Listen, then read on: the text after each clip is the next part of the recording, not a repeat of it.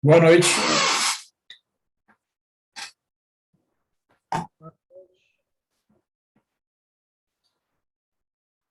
Tá me ouvindo bem, Eduardo? Estou ouvindo? Beleza.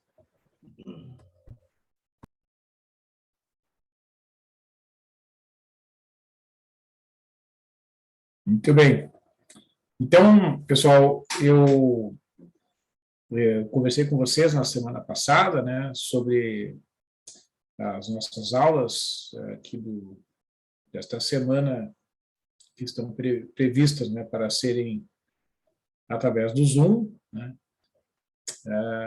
mas conforme o nosso calendário, né, o plano de ensino, na próxima semana, né, estão previstas aulas presenciais. Deixa eu dar uma olhada aqui para confirmar.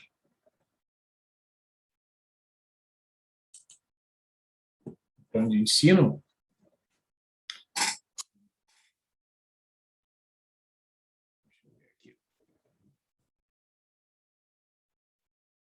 Ó, dias 17 e 19, né, do mês de agosto, que são as datas das aulas da semana que vem. Né? E aqui, ó, vocês têm a... Onde é que tá? Ah, eu tenho que fazer aqui, ó. Ah, tá aqui, ó. Esse aqui é a inscrição para a aula presencial, tá? Então, né, vocês pensem sobre o assunto ali e para a gente definir essa questão. Então, na aula passada, né, nós continuamos a falar ali sobre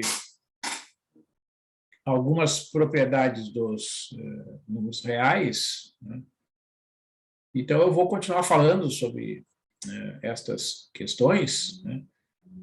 E vou apresentar para vocês, então, algumas demonstrações de algumas das propriedades envolvendo desigualdades com números reais e assim por diante. Deixa eu só localizar o arquivo que eu vou utilizar. Só um pouquinho, tá?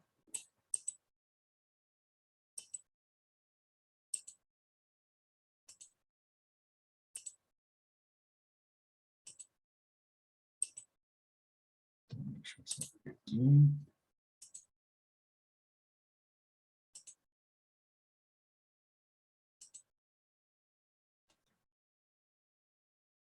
Muito bem.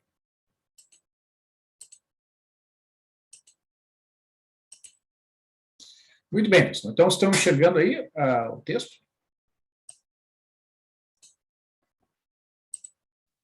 Sim, está aparecendo. Tá, obrigado. Então,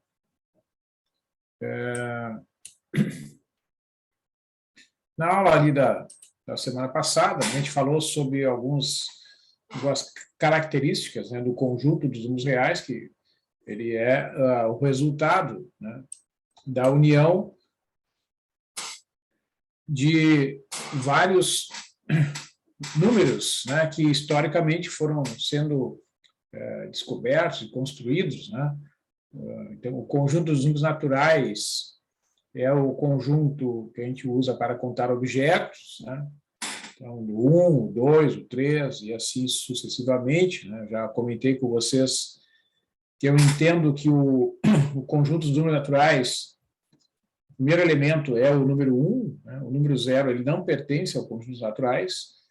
Eu já ouvi argumentos, né, principalmente dos autores de livros didáticos, que em alguns deles a gente encontra lá o zero como sendo o elemento pertencente ao conjunto dos naturais, para justificar a ausência de um objeto, né? Mas isso não corresponde à evolução histórica, né? E também a formação do conceito dos números por parte das crianças, para mim, né, o número 1 ele é compreendido antes do número 0. Então, para mim, o 0 ele não é um número natural no significado, né, do número natural, a própria palavra, né, a própria expressão, né, número natural. É um número que naturalmente a gente aprende contando objetos. Os objetos que a gente vê, né? Não os objetos que estão faltando ou que estão ausentes. O conjunto dos números inteiros, então, tem os números negativos, né? O -3, -2, -1, é um conjunto ilimitado inferiormente e ilimitado superiormente, né? E o conjunto dos números inteiros já é usado, então, para situações um pouco mais complexas do que aquelas usadas no caso dos naturais, né? A gente usa, por exemplo, os números negativos para representar a ideia de dívida, né? Ou no caso das temperaturas em graus Celsius, por exemplo, e tem em escala Fahrenheit, né? Que admitem temperaturas negativas, né? Quando a gente diz lá que, por exemplo, uma cidade aqui do interior, por exemplo, faz menos 5 graus, né, Celsius, a gente tem a ideia de que é uma temperatura que, né, pode causar problemas, né, é uma situação adversa, digamos assim, porque você tem que se agasalhar para poder sair, etc. Né? Se alguém te diz que tu tem um saldo negativo no banco, né, tu tem que, de alguma forma, fazer algum movimento para torná-lo positivo, porque não é muito conveniente, né, não é muito atraente do ponto de vista financeiro, econômico, ter um saldo negativo no teu banco, porque a gente começa a ser cobrado, a gente acaba pagando juros se a gente fica com saldo negativo, né, junto a uma instituição financeira. E os números inteiros positivos são a ideia de que a gente tem um saldo no banco, que a gente tem, então, outras interpretações, né, para os números inteiros positivos. Né? E no caso das divisões, dos números inteiros, em que o denominador, evidentemente, deve ser diferente de zero, né, o conjunto de todas as divisões possíveis e imagináveis é o conjunto dos números racionais, e o conjunto dos números reais é a união, né, dos racionais com os irracionais. Então, os irracionais podem ser definidos dessa forma, né? O R menos Q, são todos os números reais que não são racionais. Né? E cada número que pertence a esse conjunto é um número irracional. Né? Então, são todos subconjuntos do R. Né? Então, o R é a união, né, do conjunto dos números racionais com o conjunto dos números irracionais, e conforme eu comentei para vocês, né, a gente sabe que existem inúmeros, e na verdade existem muito mais números irracionais no conjunto dos racionais do que o contrário, né? No conjunto dos reais do que o contrário, né? Então, se a gente fosse pensar assim, né, a gente diz que o conjunto dos números racionais, né, eles são densos, né? Então ele tem uma maior quantidade dentro dos reais do que os próprios irracionais. Os irracionais são inumeráveis e os irracionais não são, né? Então, a gente viu, por exemplo, o exemplo da raiz de 2, né? O número E, que é o limite de uma sequência, né, de números racionais. No entanto, o número E, que é o número de Euler, é um número irracional. E tantos outros exemplos. O número π também é um exemplo, né, bastante famoso de número irracional, que relaciona, então, né, o comprimento de uma circunferência dividido pelo seu diâmetro, né? Bom, então, a gente tem uma desigualdade bastante importante aqui, que é a chamada desigualdade de Bernoulli, certo?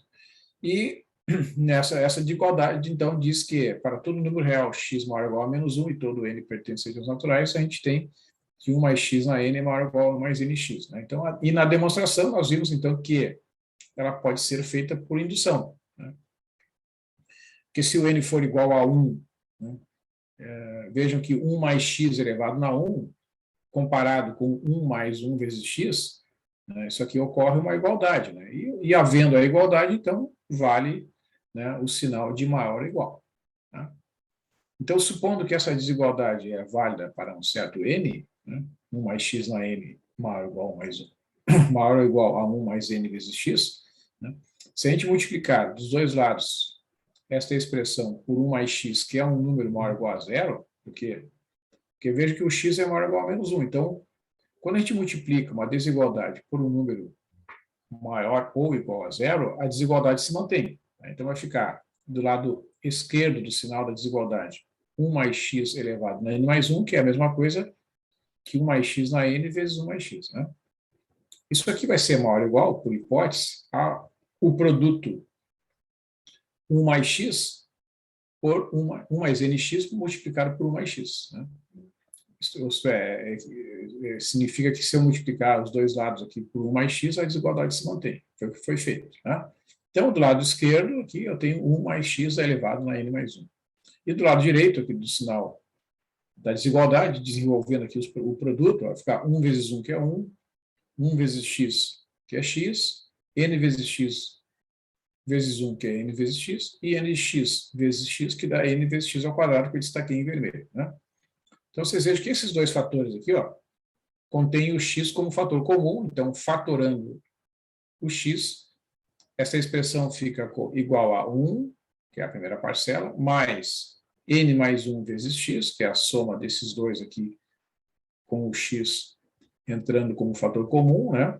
Mais o nx ao quadrado, que é essa parcela em vermelho que eu destaquei ali. Como essa parcela é positiva, obrigatoriamente, né? Porque o n é um número natural, então o n é positivo. O x elevado ao quadrado também é positivo. Então, esta soma, 1 mais n mais 1 vezes x, mais n vezes x ao quadrado, é obrigatoriamente maior ou igual a 1 mais 1 mais n mais 1 vezes x.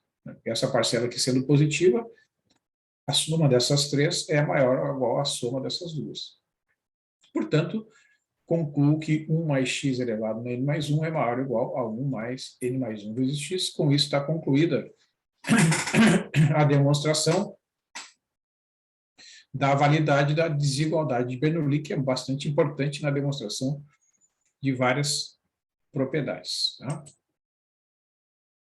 Então, nós vimos também que o R, né, o conjunto dos números reais, é um corpo ordenado completo. Né? Isto é, todo conjunto que é limitado superiormente vai possuir um supremo, né? E a mesma coisa, um conjunto limitado inferiormente vai possuir um ínfimo. Né? Então, no caso do conjunto dos números, ali do primeiro exemplo, conjunto X, formado pelas frações da forma 1 sobre n, onde o n pertence aos naturais. Né? Então, esse conjunto, evidentemente, é um conjunto limitado. Né? O maior número que pertence a esse conjunto é o número 1. Né? Quando n é 1, essa divisão aqui vai dar 1. Quando n for 2, vai dar 1 meio. Quando n for 3, vai dar 1 terço. Né? Então, os elementos desse conjunto são todos positivos e são todos menores ou iguais a 1. Né? Então, o 1 é uma cota superior, né, deste conjunto, e o 0 é uma cota inferior. Né? O conjunto X ali do exemplo 2, né? 1, o 2, o 4, o 8, né? As potências sucessivas de 2, começando com o n igual a 0. Né? Então, veja que quando é o n igual a 0, o 2 na 0 dá 1, que é o primeiro elemento desse conjunto aqui. Né? Quando n é igual a 1, dá 2. Quando n é igual a 2, dá 4. Quando n é igual a 3, dá 8, e assim sucessivamente. Então, as potências sucessivas de 2, que vão formar os elementos desse conjunto, vão determinar que este conjunto é limitado inferiormente, né? Porque o 1 é o menor elemento de todos deste conjunto, mas não é limitado superiormente. Né? Não vai ter o maior de todos dentro desse conjunto aqui.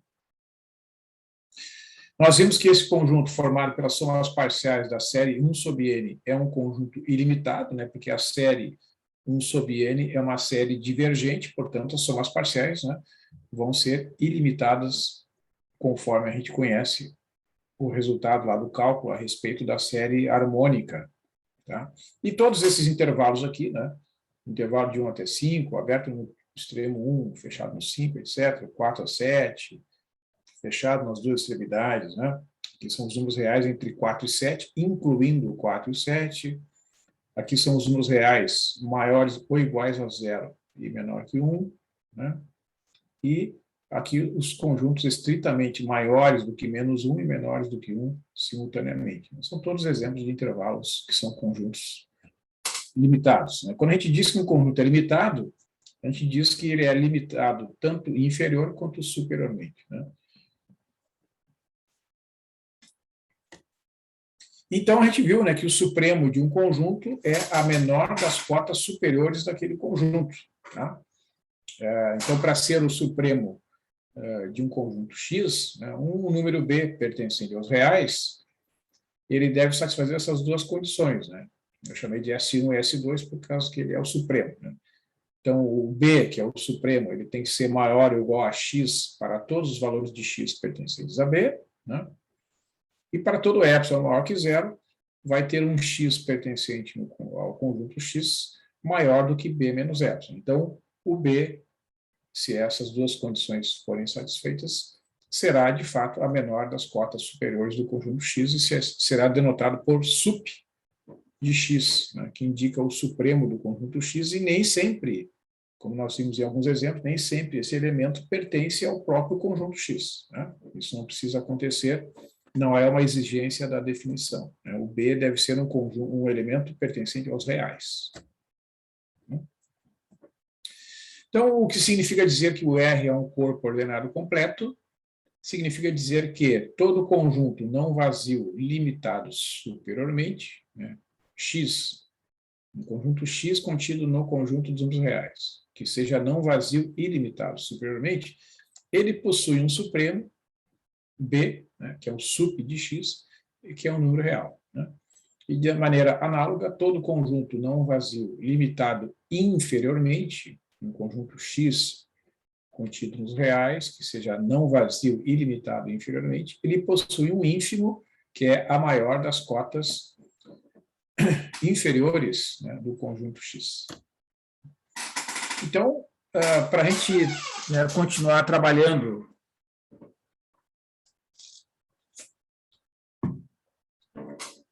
com o conjunto dos números reais, pessoal, eu vou apresentar para vocês aqui um teorema, né, que caracteriza algumas propriedades muito importantes de alguns subconjuntos dos números reais, né, que servem para a gente deduzir também outros teoremas e entender melhor a estrutura do conjunto dos números reais. Né? Então, eu já comentei com vocês que o conjunto dos números reais é um conjunto extremamente interessante, né?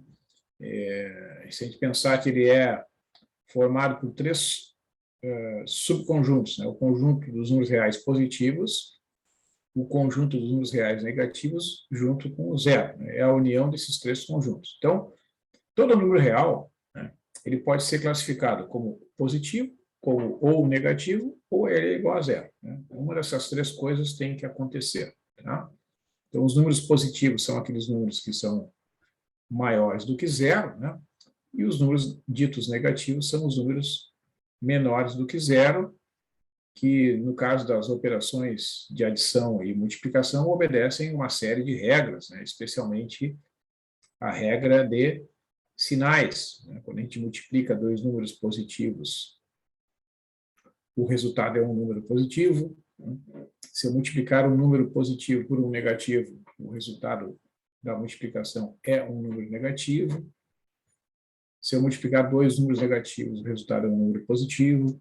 Né? Então, essas propriedades são bastante interessantes. Né? A divisão entre dois números reais só está definida, né? Uma divisão A sobre B só está definida se o B for diferente de zero, né? Porque os números que possuem inverso multiplicativo são somente os números reais diferentes do zero. Né? Então, o zero é o único elemento que não tem inverso multiplicativo, portanto, é o único elemento que não pode aparecer no denominador de uma divisão. Né? Então, por exemplo, né, para quem já estudou um pouquinho do conjunto dos números complexos, né, o conjunto dos números reais se distingue dos complexos, por exemplo, porque o conjunto dos números reais é um conjunto ordenado. Né? Eu posso, quando eu tiver dois números reais, A e B, eu sempre posso decidir quem é o maior, se é o A ou o B, ou se eles são iguais. Isso sempre pode ser feito. Agora, no conjunto dos complexos, não. Não tem como eu introduzir um conceito de ordem, né, dentro do conjunto dos números complexos. Né? Porque, vejam, no caso dos números reais, né, por que eu posso afirmar que o 3 é maior que 1 né? Porque 3 menos 1 é 2, que é positivo. Né? O 1 é menor que 5, né? Por quê? Porque 1 menos 5 é igual a menos 4, que é negativo. Né? Então, fazendo uma operação simples de subtração, né, eu consigo verificar se o A é maior que o B. Então, eu posso dizer tranquilamente, no caso dos reais, que o A é maior que o B, desde que o A menos B seja maior que zero. Né? Quando é que o A é igual a B? Quando o A menos B for igual a zero. Então, é bastante fácil fazer essa verificação. No caso dos números complexos, a gente não consegue introduzir o conceito de ordem. Né? Então, o conjunto dos números reais é um conjunto ordenado, enquanto o conjunto dos números complexos não é um conjunto ordenado. Tá?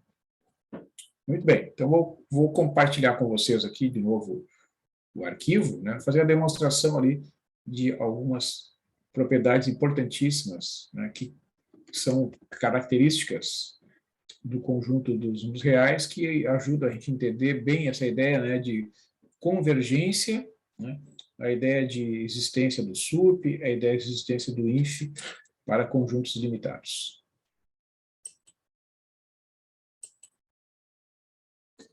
Então, está aqui o teorema, que diz o seguinte, são três propriedades, né? São 3 proposições. Então, primeiro, o conjunto dos números naturais contido no conjunto dos números reais, né? Ele não é limitado superiormente. Né? Isto é, ele é, dito de outra forma, ele é ilimitado. Então, isso quer dizer que não existe nenhum número natural que seja maior do que todos os outros. Segunda propriedade, né, o ínfimo do conjunto das frações 1 sobre n, onde o n pertence aos naturais, é igual a zero. Né? E, dados o A e o B, números reais positivos, né, existe um n pertencente aos naturais, tal que o n vezes A é maior que B. Tá? Então, qualquer par de números positivos que vocês escolham lá, né, dentro do conjunto dos reais, A e B. Para qualquer par, A e B, vai existir um n que, multiplicado pelo A, seja um resultado maior que B. Então, esses resultados, né, são importantes porque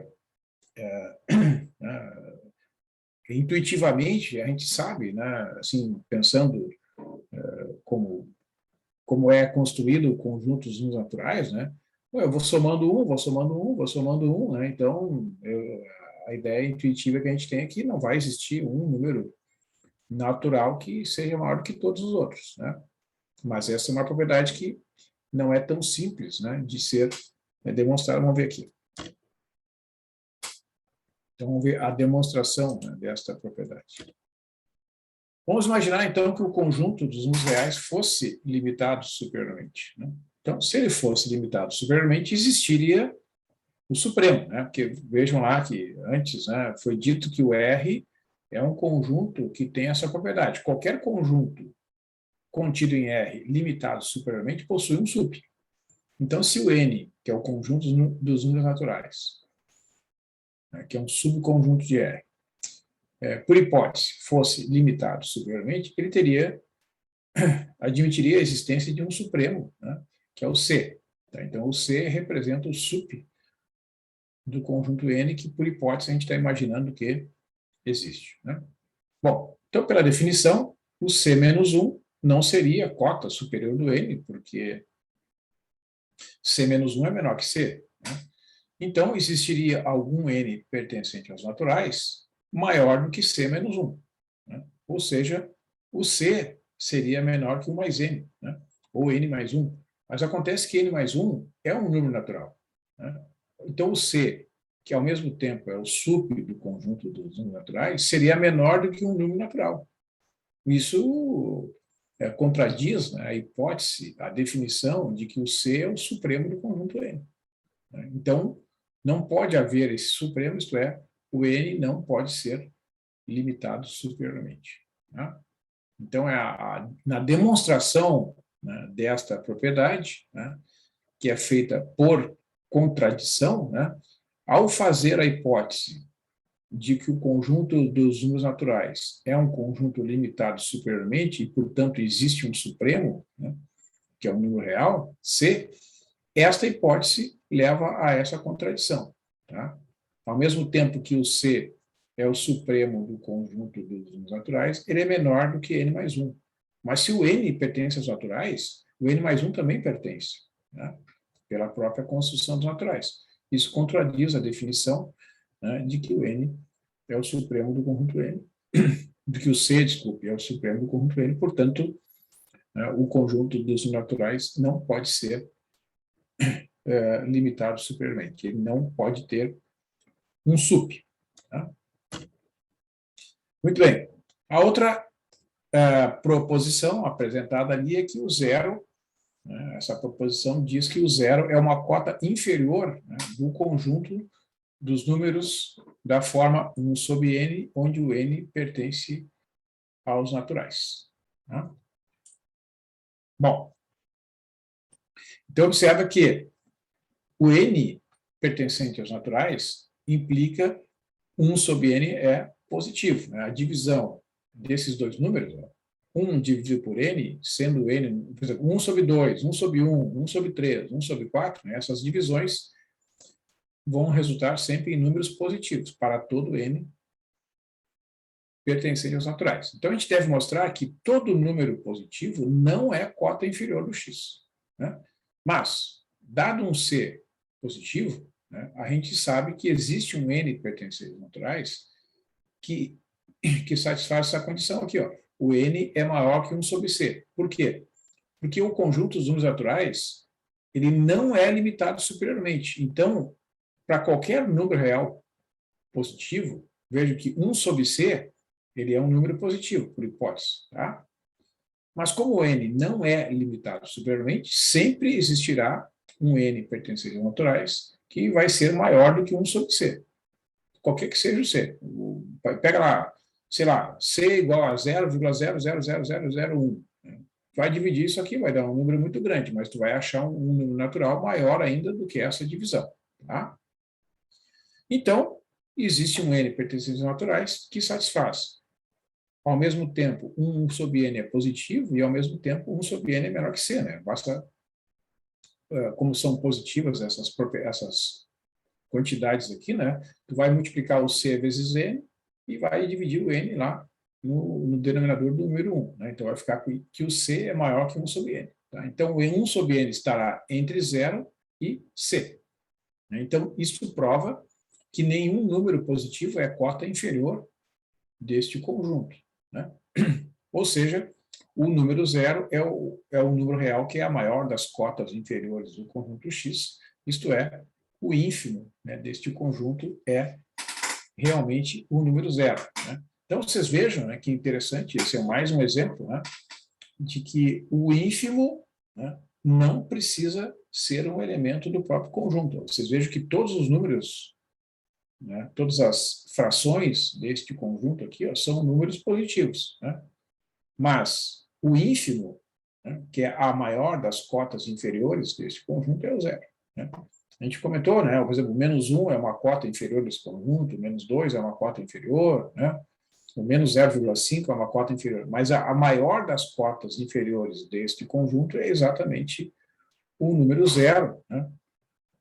E, portanto, a gente escreve que o ínfimo deste conjunto é o número 0. Tá? Alguma pergunta aqui, pessoal? Algum comentário, alguma dúvida sobre essa demonstração? Tudo certo, prof. Tá, beleza. Finalmente, né, se eu pegar dois números positivos, A e B,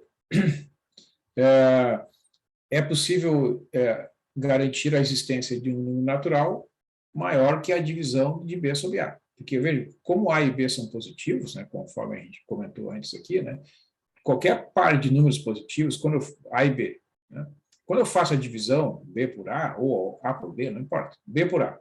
Quando eu divido B por A, o resultado dessa divisão é um número positivo, que pode ser um número muito grande, né, não importa.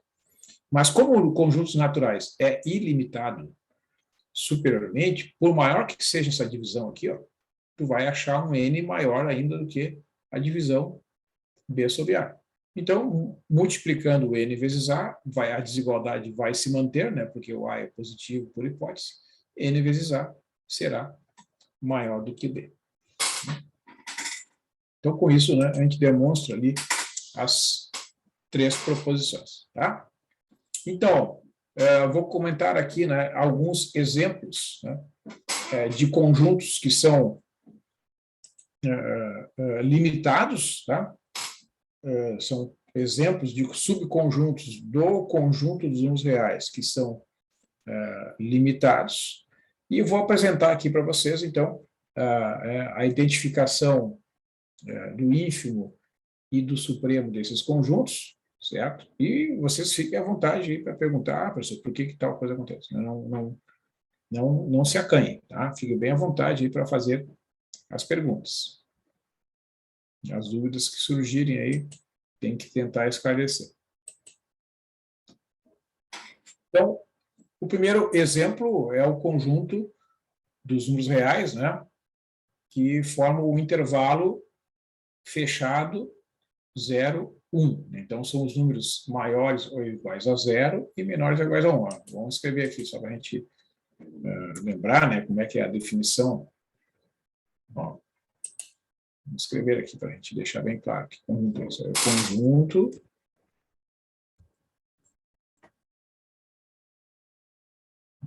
deixa aqui tirar o conjunto dos valores de x que onde é que está? Aqui, que pertencem a R, né, que satisfazem que menor, o 0 é menor ou igual a x, que por sua vez é menor ou igual a 1. Tá? Esse é o conjunto que a gente representa, né, o intervalo fechado em 0 e fechado em 1, com todos os números reais que estão entre 0 e 1, incluindo o 0 e incluindo o 1. Tá? Então, o que diz aqui, o que está dizendo aqui o resultado é que o ínfimo desse conjunto é o 0 e o supremo desse conjunto é 1. Né? Então, significa o ínfimo, né? É a maior das cotas inferiores do conjunto X. Né? Certo? Então, ó, vou fazer uma pergunta aqui para vocês. Né? Uma pergunta aqui, por favor. Exemplos. Quais são as cotas inferiores desse conjunto aqui? Me deem 2 cotas inferiores, por favor, aí do conjunto destacado ali no exemplo 1. Pode ser pelo chat aqui, não tem problema. 2 cotas inferiores do conjunto ali, dado no exemplo 1.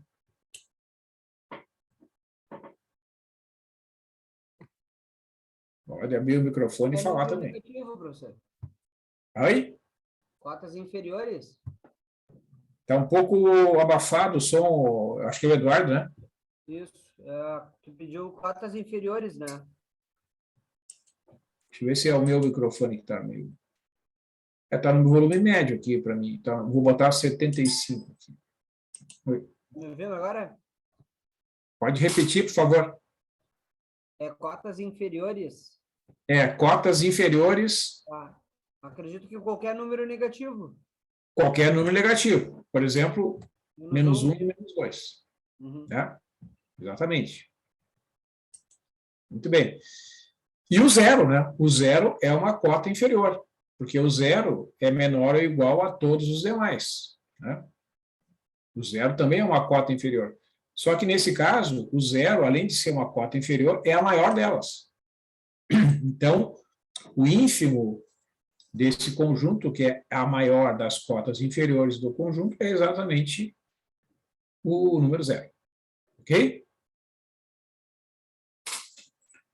Ok. Então, agora, exemplos de cotas superiores desse conjunto.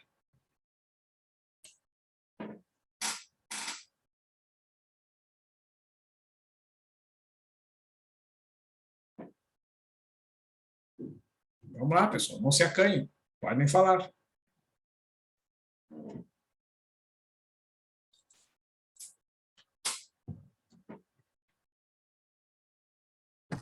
Maior que 1, pode ser o 1,5, tá? Qualquer um, 2. Exatamente, 1,5, 2, né? Qualquer número maior ou igual a 1, e o próprio 1, né? O próprio 1, né? Sim, ele é o menor das cotas. Exatamente, ele é uma cota superior no seguinte sentido, né? Todos os números desse conjunto são menores ou iguais a 1. A diferença é que é exatamente o que tu falou, é a menor de todas, né? Todos os números que estão aqui são menores ou iguais a 2, né? Como tu falou, ou menores ou iguais a 1,5, né? Mas de todas as cotas superiores desse conjunto, o 1 é a menor. É isso aí. Esse é o significado do sup, né? O supremo, ou o sup, é a menor das cotas superiores do conjunto. Neste caso, né, no exemplo 1, tanto o ínfimo quanto o supremo do conjunto X pertencem ao próprio conjunto X. Tá? Agora aqui, ó, no exemplo 2, né? Que conjunto é esse? É o conjunto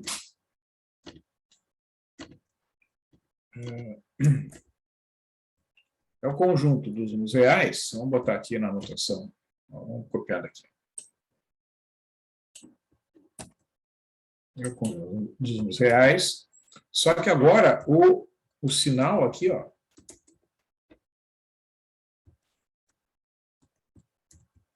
é de desigualdade estrita. Né? Tá?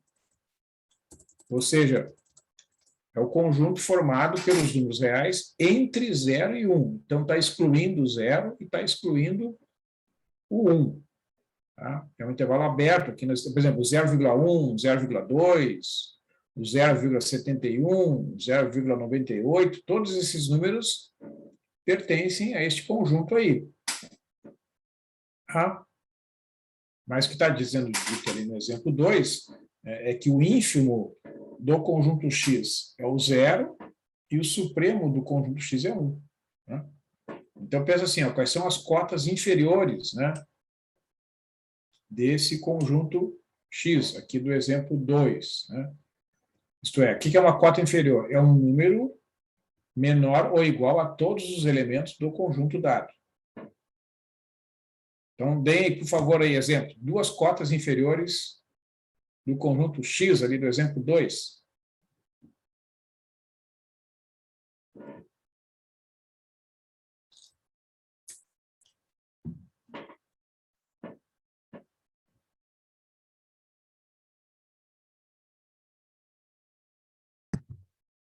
O 0 ou menor que 0.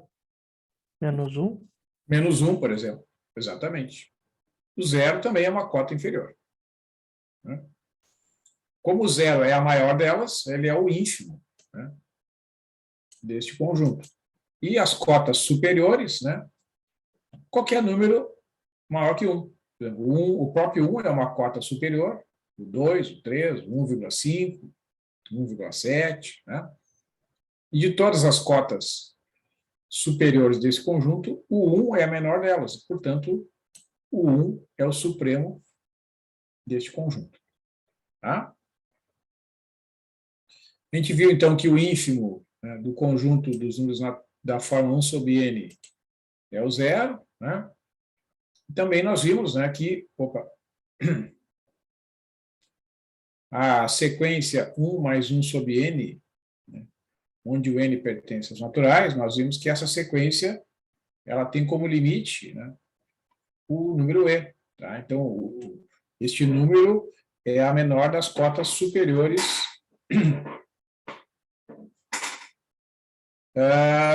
desse conjunto X. Tá? Porque ele é um conjunto formado de números positivos, né, que formam uma sequência crescente. Ela é uma sequência crescente e monótona. Né? Então, os valores vão aumentando, aumentando, aumentando. Né? Né? E lá no infinito, né, quando o n aumenta, aumenta, aumenta, aumenta, né, essa sequência converge para o número e, que é o número de Euler, que é aproximadamente 2,71. Né? E este número é um número irracional, que é o limite dessa sequência formada por números racionais. Então, vocês vejam que acontecem essas coisas interessantes, né? Uma sequência formada de números racionais, uma sequência formada de frações, né? Que se vocês pegarem cada um dos elementos desse conjunto X, cada um separadamente é uma fração, é uma divisão de números inteiros, portanto, é um número racional. No entanto, o limite é um número irracional. Tá? Então, muito interessante, né? Esta característica que a gente observa, que diferencia, né, o conjunto dos números reais de outros conjuntos. Então, um outro exemplo é o conjunto formado pelas frações da forma 1 sobre 2 na n, tá? Onde o n pertence aos naturais. Ó. Observa, se eu escrever aqui os elementos desse conjunto, ó, quando n é 1, né, vai ficar 1 dividido por 2. Tá? Deixa eu ver se eu consigo escrever na forma do equation aqui, vai ficar mais bonitinho. Ó. Ó, vai ficar, por exemplo, quando n é 1, vai ficar 1 dividido por 2. Né? Quando n for 2, dá 1 dividido por 2 ao quadrado, que é 1/4. Né? Depois, quando n é 3, vai ficar 1 sobre 2 ao cubo, ou seja, 1/8. Tá? E assim por diante. Né? Vocês vejam que esse conjunto, né, é formado por números todos positivos, e todos eles são números racionais, são frações. Né? Mas observem que o maior deles é exatamente o primeiro. Né? A maior das frações que está aqui nesse conjunto é exatamente 1/2, né? Porque 1/2 é maior que 1/4, é 1/2 maior que 1/8, enfim, 1/2 é o supremo, né? É a maior cota, é a menor das cotas superiores, é uma cota superior e é a menor delas. Por exemplo, o número 1 é maior que todos os elementos, o número 2, né? No entanto, de todas as cotas superiores desse conjunto Y aqui, o 1/2 é a menor. Então, o sup do conjunto Y é 1/2. E como à medida que vai aumentando o valor do n, o denominador vai aumentando, a tendência dessas divisões aqui era ser cada vez menor. Né? 1 sobre 16, 1 sobre 32, né? O resultado da divisão vai diminuindo. Então, o ínfimo desse conjunto aqui é o número 0. Tá? Então, vocês vejam que é mais um exemplo, né, de um conjunto que é limitado, né, limitado tanto inferior quanto superiormente, ele é formado somente de números positivos, todas as frações daquele conjunto são menores ou iguais a 1/2, né? Então é fácil, digamos assim, ver que o supremo, que é a menor das cotas superiores, é exatamente o 1/2, né?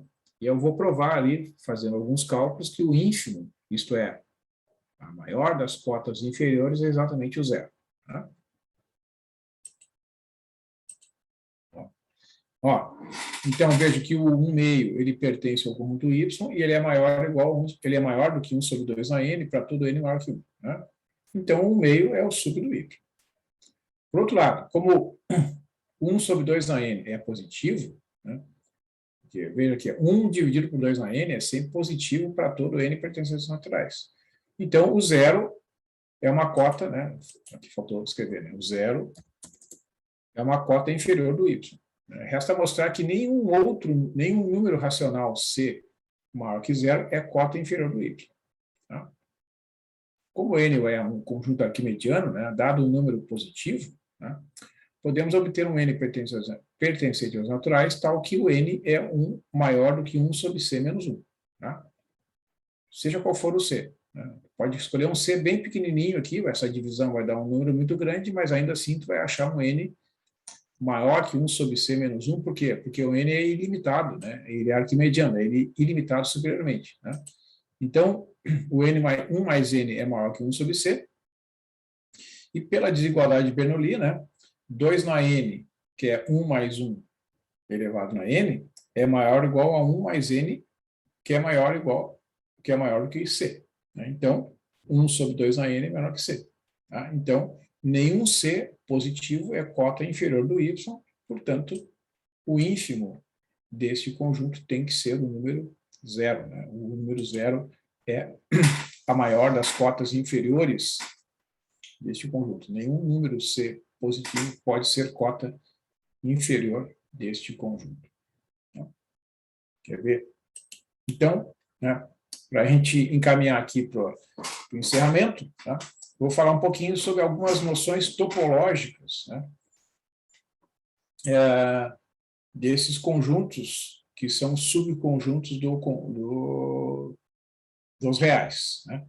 Então, existe um conceito que possivelmente vocês já ouviram falar ali no cálculo, né, dos intervalos abertos, né? E, em geral, são chamados conjuntos abertos. Né? Então, um ponto é interior a um conjunto X quando existe um número epsilon, tal que o intervalo aberto, A menos epsilon, A mais epsilon, está contido em X. Né? Então, o conjunto dos pontos interiores a X chama-se o interior do conjunto X e representa-se pela notação int, né, INT de X. Né? Então, o conjunto é aberto, né? O conjunto A contido em E chama-se aberto, quando A é igual ao seu interior, né? Quando todos os pontos de A são interiores ao conjunto A. Então, por exemplo, todo ponto C do intervalo AB é um ponto interior a este intervalo. Né? Então, é por isso que o intervalo aberto, né? O intervalo AB, essa notação é chamada de intervalo aberto. Né?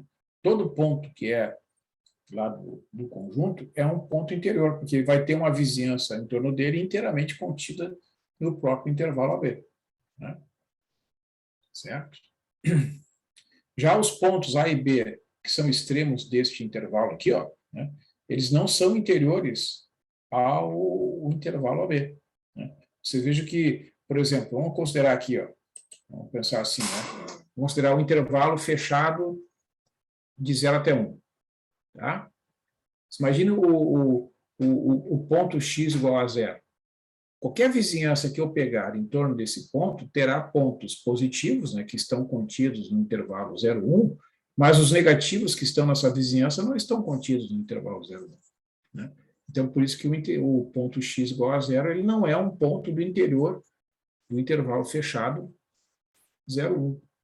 E pela mesma razão, né, o ponto 1 também não é interior ao intervalo fechado, né, nas duas extremidades. Tá? Então, quando a gente tem um intervalo, né, limitado, da forma 0, 1, de 1 até 2, etc., as extremidades, né, elas não são pontos interiores. Né? É por isso que é chamado de intervalo fechado. Né?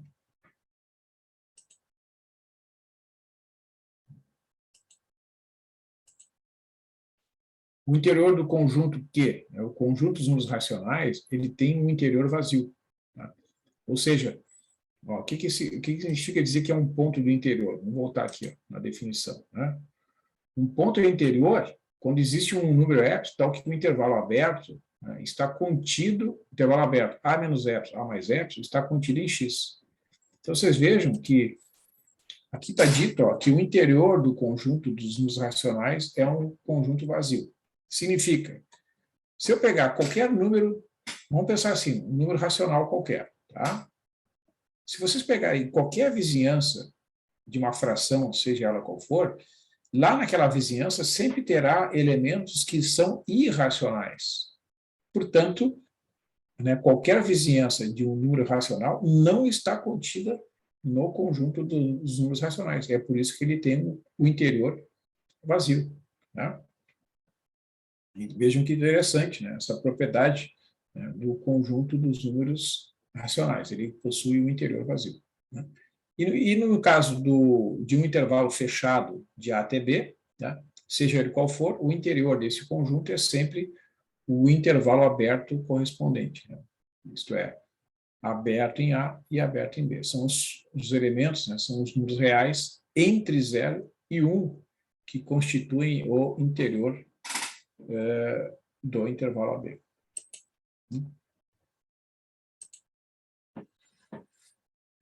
Então, aqui, pessoal, né, algumas questões, tá? Até já havia colocado a resposta ali, mas vamos, né, pensar assim, Depois eu faço algumas perguntas sem resposta, né? Ó, qual é o intervalo, o interior do intervalo 0,1, né? Lembra lá, né? Ó, o intervalo 0,1, o que significa? Né? Ó, o intervalo 0,1, né, é igual opa, é igual ao conjunto dos números pertencentes ao conjunto dos números reais, né, que satisfazem essas duas condições aqui. Ó. O x é ao mesmo tempo maior ou igual a zero e menor ou igual a 1, né? Certo? Então, esse é o intervalo fechado 0,1. O que está dizendo ali, né? O interior, né? Interior deste intervalo, o interior, vamos escrever assim na anotação lá dos equations, o interior do intervalo fechado em 0,1 é o intervalo aberto, né? Então, a gente exclui o ponto zero, né? O ponto zero ele não é interior a esse intervalo, porque qualquer vizinhança do ponto zero terá pontos dentro do conjunto, mas terá pontos os negativos fora, né? Da mesma forma o 1, né? Qualquer vizinhança que vocês imaginem aqui em torno do ponto 1, no centro da vizinhança, por menor que seja o raio, epsilon, os pontos da forma 1 menos epsilon estão aqui dentro desse conjunto, mas os pontos da forma 1 mais epsilon estão fora, né? Então, né, os únicos pontos que pertencem ao interior do conjunto são os pontos que estão estritamente maiores do que zero e menores do que 1. Né? Certo? Então, o interior desse intervalo é esse intervalo aqui. O intervalo aqui do exemplo 2, né, ele se difere um pouquinho. Ó, vou modificar aqui, né? Certo? Ó, quando eu pego e boto parênteses aqui, né, significa que, né, aqui ocorre a desigualdade estrita. Né? Mas, da mesma forma, né, o interior desse intervalo não vai ter nenhuma modificação em relação ao... Opa, aqui é parênteses. Puxa vida. Ah, eu entendi.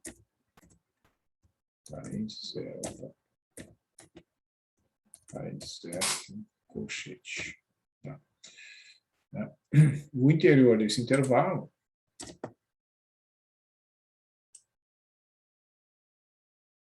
será o mesmo do exemplo anterior. Né? Não vai fazer nenhuma diferença. Para efeitos de cálculo do interior desse conjunto, né, o resultado é o mesmo. Né?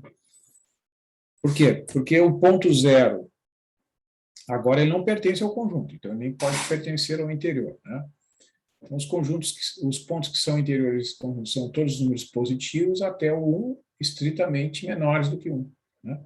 O próprio 1 não pode ser do interior, porque qualquer vizinhança do ponto 1 será um intervalo da forma 1 menos epsilon, 1 mais epsilon. Né? E os números que são maiores do que 1 não pertencem a esse conjunto. Então, este ponto não é um ponto do interior do intervalo. Né? E, finalmente, né, o interior do conjunto dos números naturais, né, é o conjunto vazio. Né? Porque, né, imagine, por exemplo, o número 2. Né? Qualquer vizinhança, um raio, por menor que seja, né? Em torno do número 2, lá dentro do conjunto dos números reais, né? Só vai, se for uma vizinhança bem pequenininha, ela vai conter somente o 2 como natural, né? Os demais números não serão números naturais. Né? Então, essa vizinhança não estará contida dentro do conjunto dos números naturais, portanto, o interior desse conjunto é um conjunto vazio. Né?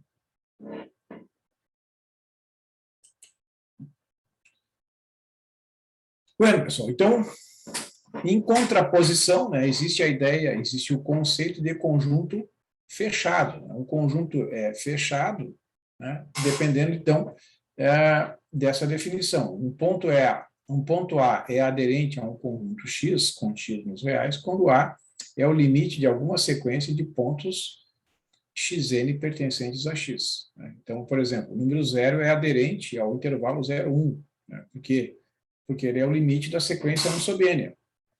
Você veja que esses números da forma 1 sobre n, todos eles pertencem a este intervalo, né?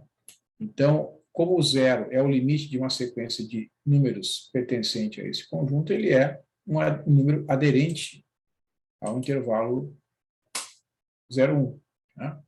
Então, o fecho de um conjunto X é o conjunto X barra ali formado por todos os pontos aderentes ao conjunto X, né? Então, sempre, em qualquer caso, né, o conjunto X está contido no seu fecho, né? E quando o X é igual ao seu fecho, ele é chamado de um conjunto fechado, né? Então, um conjunto fechado é um conjunto que contém todos os seus pontos aderentes, né? Então, por exemplo, qualquer que seja o intervalo aberto AB, né, nas duas extremidades, o fecho desse intervalo é o conjunto fechado AB, em qualquer que seja, tá? O valor do A e qualquer que seja o valor do B, né? Um intervalo dessa forma aqui, ó, né, é sempre um intervalo fechado, é um conjunto fechado, né? Ele contém todos os pontos aderentes no próprio conjunto, tá? E dentro, então, do conjunto dos números reais, os subconjuntos formados pelo conjunto dos números vazios, pelo conjunto pelo vazio e pelo próprio conjunto dos números reais, eles são os únicos que são simultaneamente abertos e fechados, né? Então, daí, né, vem essa questão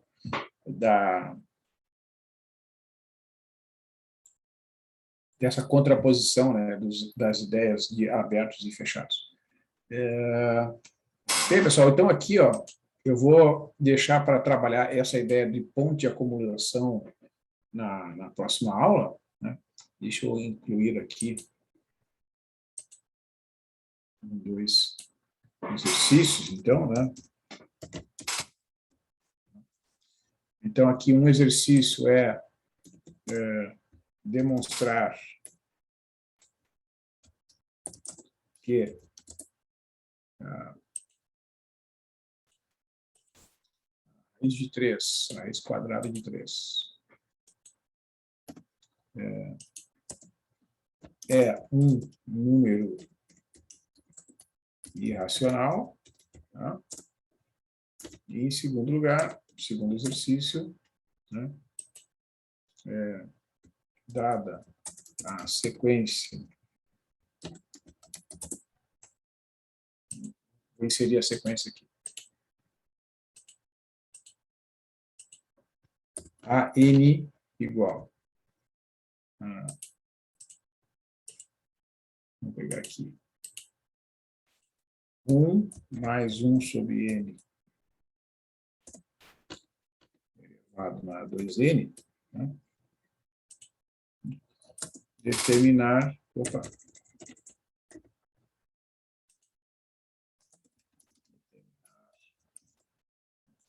e esta sequência converge e o limite, onde é que está o limite aqui? Quando n, flechinha, onde é que está a flechinha? Está aqui, mais infinito, da sequência n é igual a e ao quadrado. Então, vejam que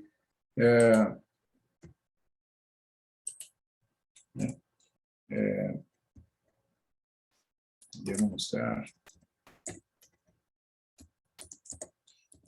todos os elementos da sequência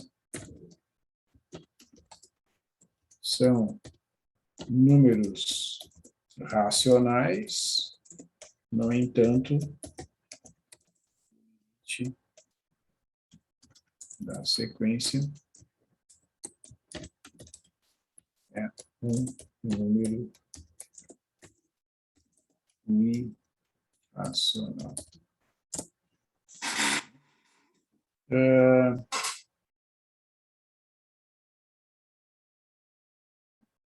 Deixa eu ver um outro exemplo.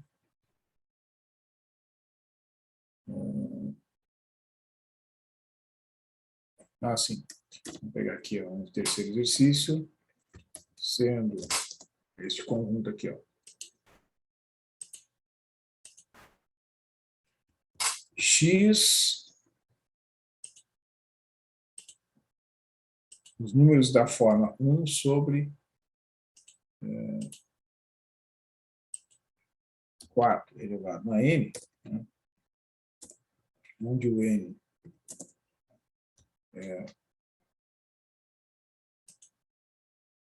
pertence aos naturais, né, demonstrar que o inf de x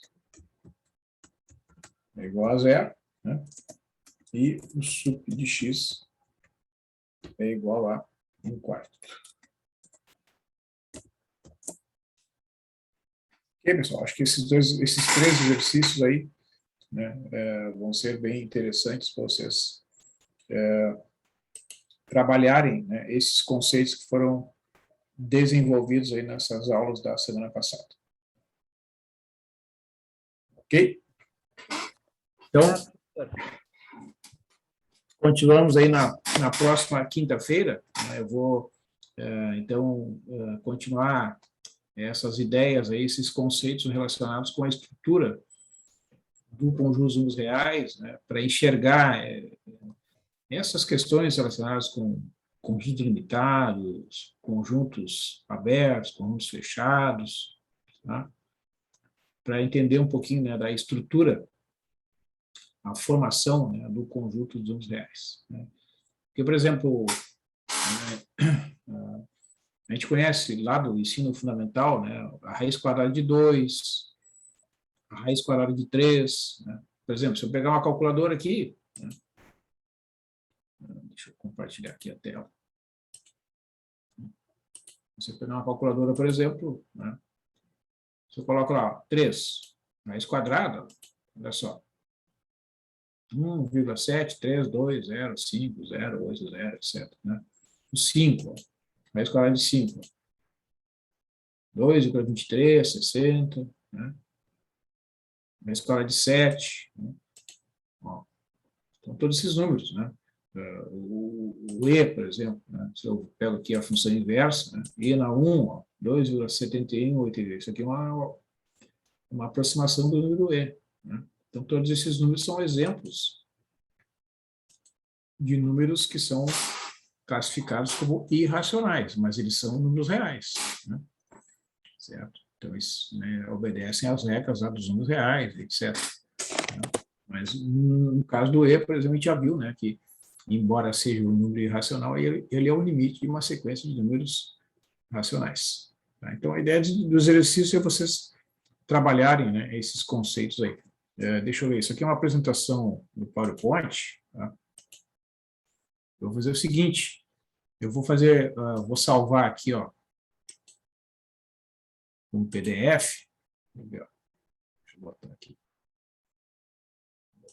Para esse semestre, eu peguei esse semestre passado. Vamos botar aqui. Nos reais. Hoje que dia é? Dia 10, né? 10 de agosto. Vou salvar aqui.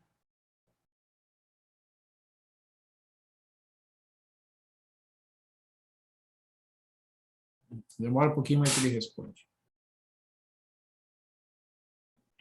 Só um minutinho. Vou salvar aqui. Salvar dentro aqui da análise, né? E vou salvar como um PDF aqui. Só aqui como PDF. Demora um pouquinho.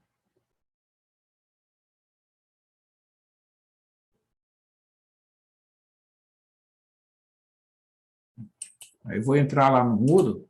Né? Vou fazer o seguinte. Eu vou colocar o arquivo aqui.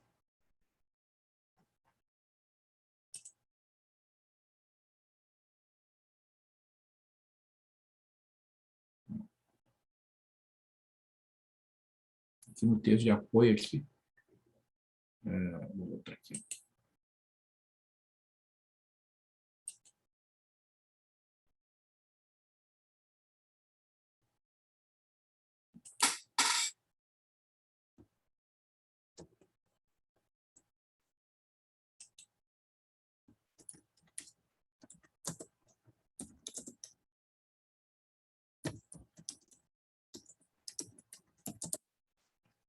Tá aqui.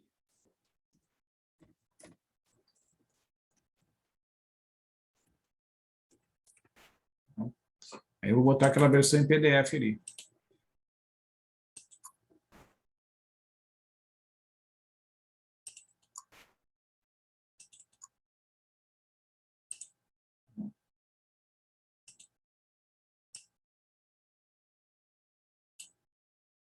Botei ali.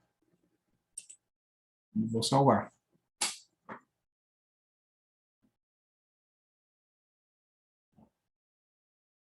Eu vou fazer o seguinte. Vou colocar lá para cima.